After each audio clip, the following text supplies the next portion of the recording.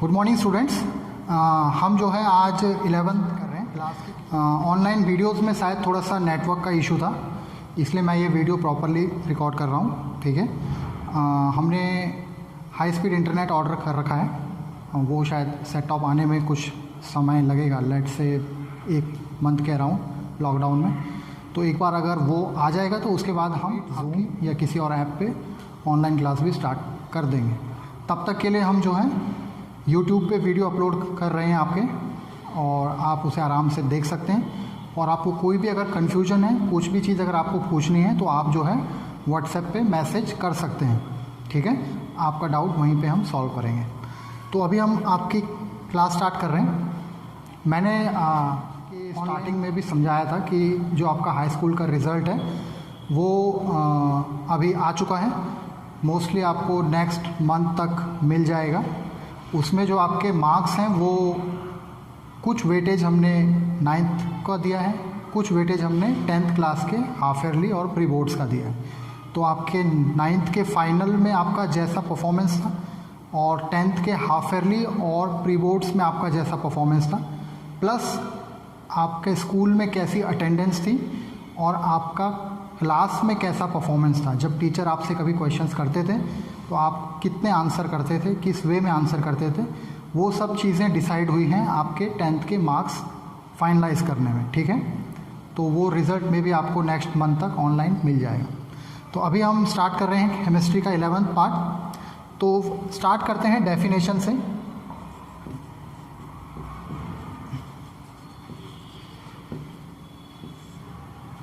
Definition तो chemistry की definition क्या होती है? Definition is it is a branch of science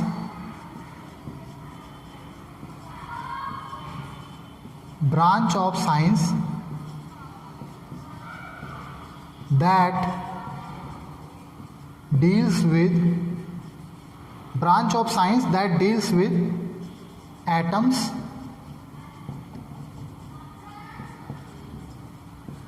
molecules and reactions। ठीक है, chemistry is a branch of science that deals with atoms, molecules और chemical reactions.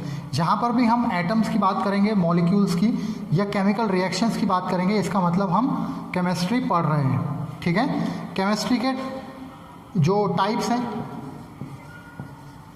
Types कौन कौन से होते हैं टाइप्स? पहला है ऑर्गेनिक केमिस्ट्री, दूसरा है इनऑर्गेनिक, ठीक है, इनऑर्गेनिक केमिस्ट्री, तीसरा है फिजिकल केमिस्ट्री। ऑर्गेनिक केमिस्ट्री क्या होती है? ऑर्गेनिक केमिस्ट्री वो केमिस्ट्री है जिसमें हम कार्बन और हाइड्रोजन के बारे में पढ़ते हैं। ठीक है, सिर्फ कार्बन और हाइड्रोजन, बाकी और कुछ नहीं। अगर कार्बन और हाइड्रोजन के बारे में अगर हम स्टडी कर रहे हैं, इसका मतलब हम ऑर्गेनिक केमिस्ट्री पढ़ रहे हैं। ठीक है, इनऑर्गेनिक केमिस्ट्री वो होती है जहाँ पे हम मिनरल्स के बारे में पढ़ते हैं। मिनरल्स क्या होते हैं? जो आज सरफेस पे मिनरल्स पाए जाते हैं या अर्थ के नीचे पाए जाते हैं। जैसे कि आज सरफेस पे क्या पाया जाता है? सिलिका, मिट्टी, ठीक है, आयरन, कॉपर, जिंक एट्सेट्रा। ये सारे जो एलिमेंट्स हैं ये आपके मिनरल्स में आएंगे। तो हम जो है जब इनके बारे में पढ़ेंगे तो ये हम इनऑर्गेनिक केमिस्ट्री पढ़ रहे होंगे। ठीक है, फिजिकल केमिस्ट्री में हम पढ़ते हैं रेट के बारे में और थर्मोडायनेमिक्स के बारे में।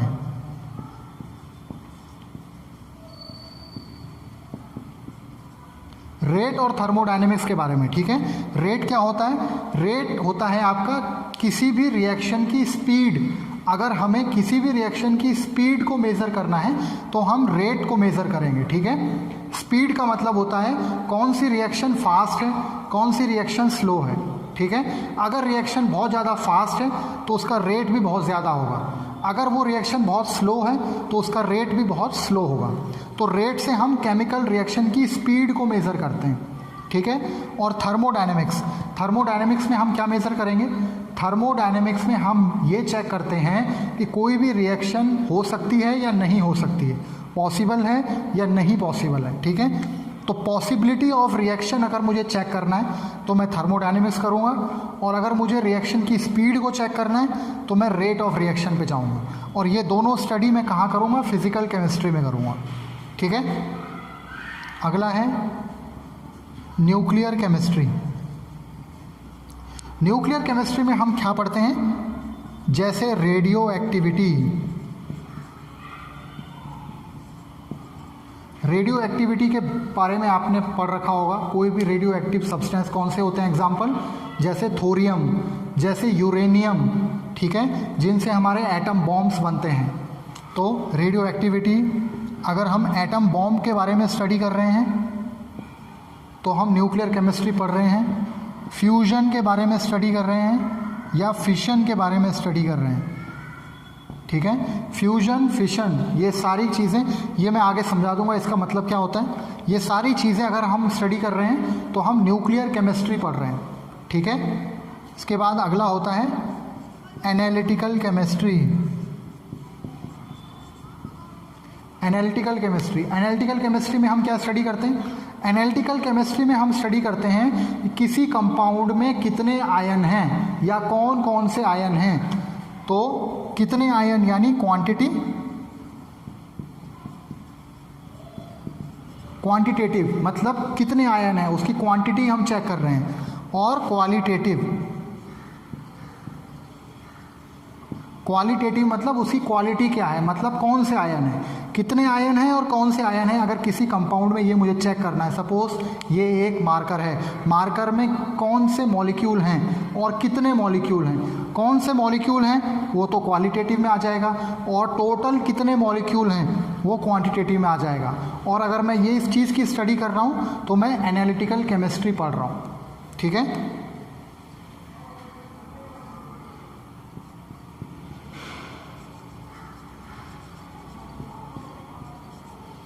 और लास्ट में होगा आपका इंडस्ट्रियल केमिस्ट्री। इंडस्ट्रियल केमिस्ट्री, ठीक है, इंडस्ट्रियल केमिस्ट्री क्या होता है? वो केमिस्ट्री जिसमें हम ओर्स का एक्सट्रैक्शन की बात कर रहे हैं। ठीक है, अर्थ के सरफेस से जो ओर्स निकलते हैं, ओर, ORE, ओर्स होते हैं मिनरल्स का मिक्सचर। ठीक है, ओर्स में जो है 2-3 एलिमेंट मिक्स होते हैं। हम उस ओर से आयरन को निकालना है, कॉपर को निकालना है, जिंक को निकालना है। तो एक्सट्रैक्शन ऑफ मिनरल जहाँ पे हम बात कर रहे होंगे, जहाँ पे हम बात कर रहे होंगे एक्सट्रैक्शन ऑफ मिनरल्स, जहाँ पे हम मिनरल्स के एक्सट्रैक्शन की बात कर रहे होंगे, वो सारी चीज़ें हम इंडस्ट्रियल केमिस्ट्री में पढ़ेंगे। ठीक है, तो अभी तक हमने बहुत सिंपल चीज़ें पढ़ी हैं, केमिस्ट्री की डेफिनेशन पढ़ी है और केमिस्ट्री के टाइप्स पढ़े हैं। ठीक है, पॉज। ओके स्टूडेंट्स, तो अब हम अगला टॉपिक स्टार्ट कर रहे हैं जो कि है मैटर।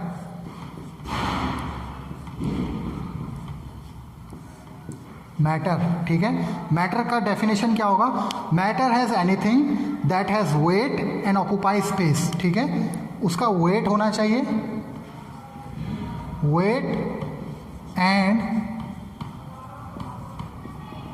Occupies space. हर वो चीज़ जिसका वेट है और वो जगह घेरती है, ऑक्यूपाई स्पेस, उसको हम मैटर बोलेंगे। ठीक है, मैटर के टाइप्स क्या क्या हैं? मैटर के टाइप्स हम ऐसे लिख सकते हैं यहाँ पे, सॉलिड, लिक्विड और गैस। ठीक है, मैटर के क्लासिफिकेशन बोल सकते हैं हम इसे। Matter is classified into 3 types, solid, liquid और गैस। ठीक है, अब इनकी हम डिफरेंस चेक करेंगे। अब हम इनका डिफरेंस चेक करेंगे कि इनमें क्या क्या डिफरेंस होता है। पहला है हार्डनेस का, हार्ड। ठीक है, सॉलिड क्या है? बहुत ज़्यादा हार्ड होगा। Liquid comparatively soft,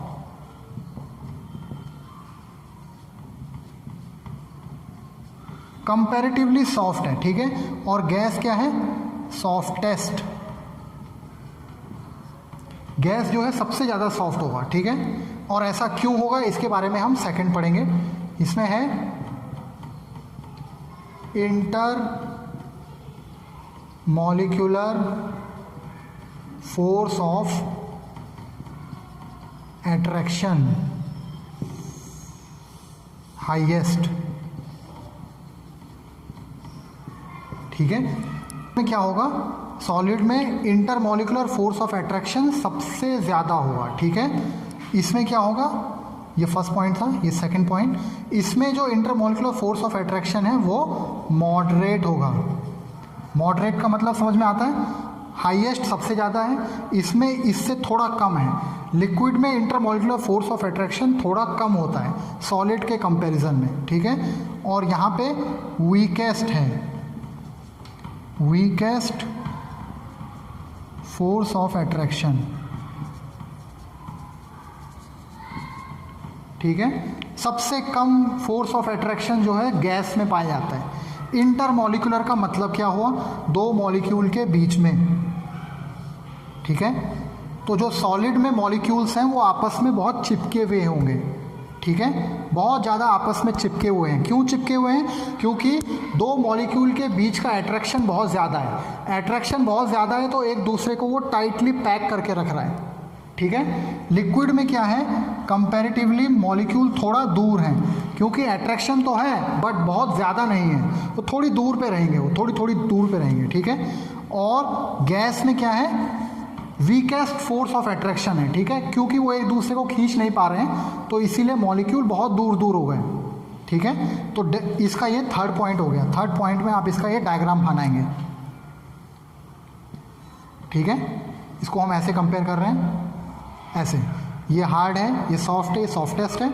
intermolecular force of attraction इसमें सबसे ज़्यादा है, इसमें मॉडरेट है, इसमें वीकेस्ट है। और डायग्राम इसका ऐसा बनाएंगे, ये सॉलिड आपस में चिपके हुए हैं, ये थोड़ा सा डिस्टेंस है, दो एटम के बीच में थोड़ा सा डिस्टेंस है।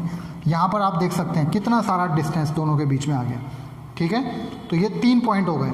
चौथा पॉइंट इसमें हम देखेंगे डेंसिटी।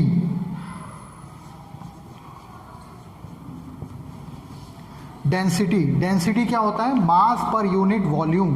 तो डेंसिटी क्या है, सबसे ज़्यादा है। डेंसिटी जो है सॉलिड की सबसे ज़्यादा हाईएस्ट होती है, क्योंकि अगेन रीज़न सेम है। हाईएस्ट डेंसिटी क्यों है, डेंस मतलब क्या है, बहुत कॉम्पैक्ट है। कॉम्पैक्ट मतलब बहुत चिपके चिपके हैं, तो ये सारे एटम्स सबसे ज़्यादा आपस में चिपके हुए हैं, तो इसीलिए इसकी डेंसिटी सबसे ज़्यादा है। इसकी डेंसिटी फिर से क्या हो जाएगी, मॉडरेट, और इसकी डेंसिटी सबसे ज़्यादा लोएस्ट, ठीक है। डेंसिटी का कंपैरिजन है ये, डेंसिटी का कंपैरिजन, सॉलिड में डेंसिटी सबसे ज़्यादा है, लिक्विड में डेंसिटी मॉडरेट है, और गैस में डेंसिटी सबसे कम है, सबसे कम डेंस्ड है, ठीक है।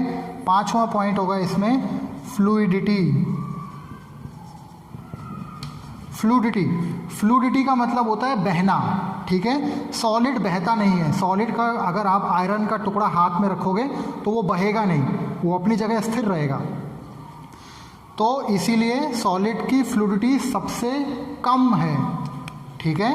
यहाँ पे उल्टा है, लोएस्ट, ठीक है। सॉलिड की फ्लूइडिटी सबसे कम है, लिक्विड की फ्लूइडिटी हमेशा मॉडरेट। लिक्विड बहता है, जैसे पानी, पानी लिक्विड है और पानी बहता है, ठीक है ना, तो इसीलिए ये मॉडरेट है। और गैस की मैक्सिमम, मैक्सिमम, ठीक है। गैस की बहने की जो पावर है वो सबसे ज़्यादा है, मतलब पानी को यहाँ से यहाँ बहने में कुछ टाइम लगेगा, लेकिन गैस ऐसी चीज़ है कि आप यहाँ से छोड़ोगे तो वो बहुत दूर में, कोई अगर आदमी खड़ा है और कोई अगर आपने पॉइजनस गैस भी छोड़ी है तो वो आदमी की डेथ वहाँ पे हो सकती है, ठीक है।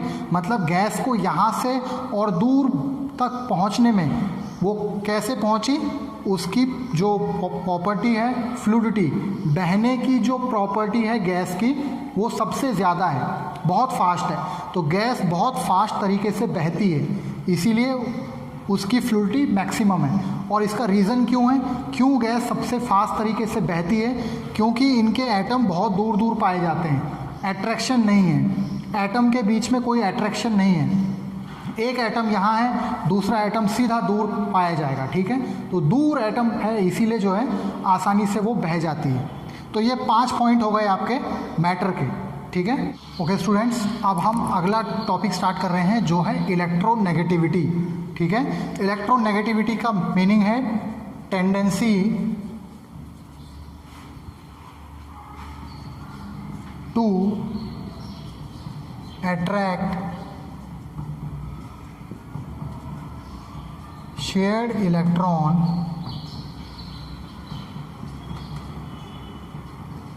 towards itself।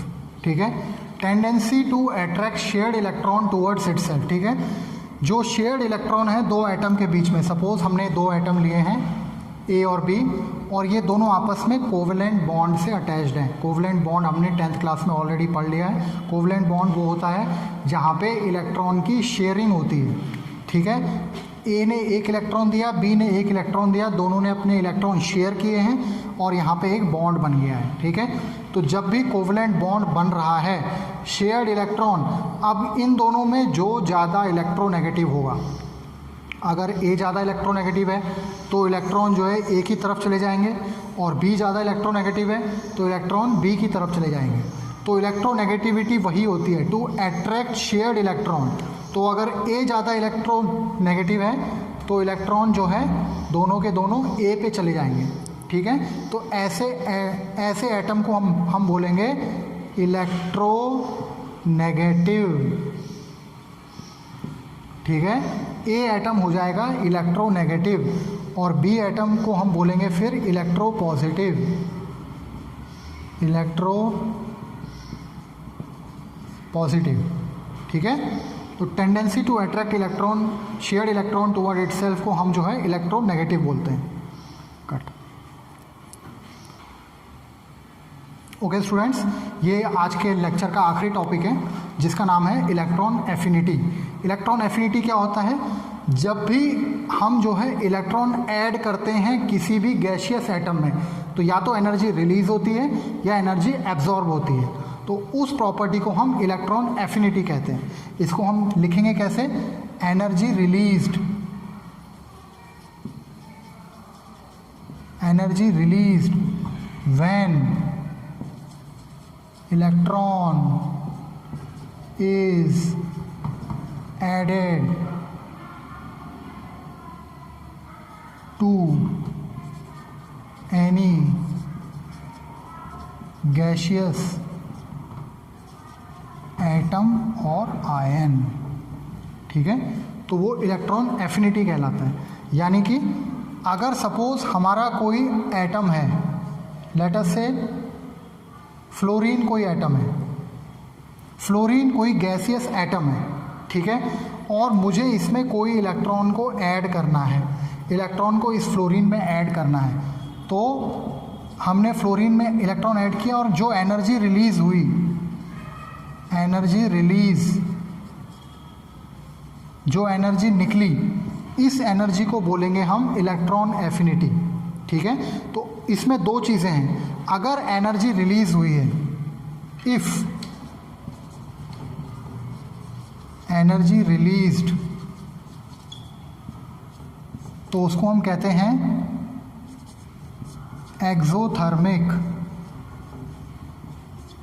रिएक्शन। ठीक है, अगर एनर्जी रिलीज हुई है तो उसको हम कहेंगे एक्सोथर्मिक रिएक्शन। और इफ एनर्जी एब्जॉर्ब, अगर हमारी एनर्जी एब्जॉर्ब हो रही है तो उसे हम कहेंगे एंडोथर्मिक रिएक्शन। ठीक है, ये दो चीज़ आप याद रखेंगे।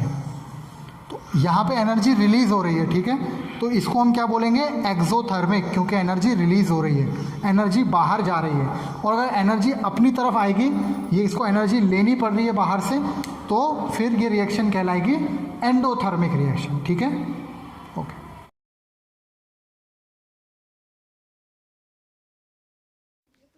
ओके स्टूडेंट्स, तो अब हम इसका एनिमेटेड वर्जन देख रहे हैं। डेफिनेशन है इलेक्ट्रोनेगेटिविटी की, जिसमें लिखा है ability of covalent bonded atom to attract shared pair of electron towards itself. यहाँ पे हम दो स्टूडेंट्स देख रहे हैं, स्टूडेंट्स ए और स्टूडेंट्स बी। ठीक है, इसको हम एटम मान सकते हैं, एटम ए और एटम बी। और इन दोनों ने जो है एक एक इलेक्ट्रॉन की शेयरिंग कर दी। इनके सिर पे इलेक्ट्रॉन घूमता हुआ आप देख सकते हैं। एक एक इलेक्ट्रॉन इन्होंने शेयर किया है, इसीलिए इनके बीच में एक कोवेलेंट बॉन्ड बन गया, जिसको हम सिंगल लाइन से दिखा रहे हैं। जो सिंगल लाइन है ये कोवेलेंट बॉन्ड है। अब हम देखेंगे जो एटम ज़्यादा इलेक्ट्रोनेगेटिव है वो इलेक्ट्रॉन को अपनी तरफ खींच रहा है। एटम ए ने एटम बी का इलेक्ट्रॉन अपनी तरफ खींच दिया, तो इसका मतलब एटम ए क्या बन गया, इलेक्ट्रोनेगेटिव, और एटम बी क्या बन गया, इलेक्ट्रोपॉजिटिव, क्योंकि उसने इलेक्ट्रॉन दिया है। देने वाला पॉजिटिव, लेने वाला नेगेटिव बन गया। ओके, अगला जो हम वीडियो एक्सप्लेन कर रहे हैं वो है इलेक्ट्रॉन एफिनिटी का। यहाँ पे जब इलेक्ट्रॉन हम Cl पे ऐड करेंगे तो एनर्जी 349 किलो जूल की रिलीज़ हो रही है। ठीक है, तो इसको हम कहेंगे एक्सोथर्मिक रिएक्शन। ठीक है, क्योंकि एनर्जी बाहर गई, एनर्जी रिलीज़ हुई है, तो इसको एक्सोथर्मिक रिएक्शन कहेंगे।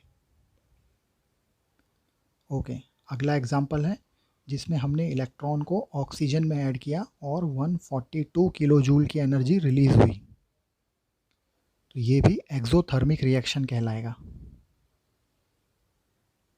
ओके, अगला एग्जांपल है जहाँ पे हमने इलेक्ट्रॉन ऐड किया और 710 किलो जूल की एनर्जी अब